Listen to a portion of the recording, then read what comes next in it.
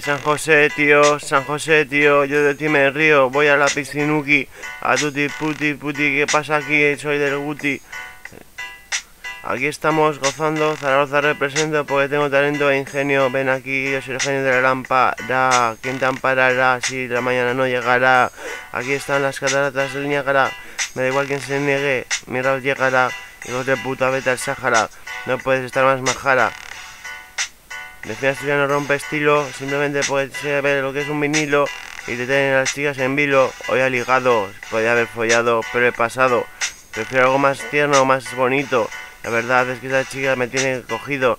Pero bueno, mientras tanto seguir haciendo rap del bueno, envenenado con mis letras simbóticas. Ahí la foto que veis es de mi pandilla. Son gente que sabe, son mis warriors. Tened cuidado con nosotros, somos peligrosos, te lo aseguro.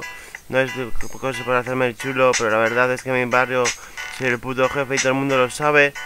Desde crío pasando porros, mientras tú coleccionas más cromos, chichas y madrifas de huevo adquisibles, de 200 en 200 gramos, sabemos lo que hacemos, somos los amos. Pero pasa de las drogas, chaval, aconsejo lo que te digo. Te lo aseguro que llegarás mejor a viejo, sin haber tomado drogas, mucho más feliz serás. Ya verás como los demás vas seguido, Tolai.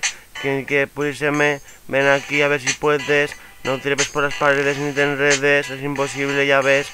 Yo no soy llave, pero me parezco a cualquier clavel. Hijo de puta, ven aquí a ver.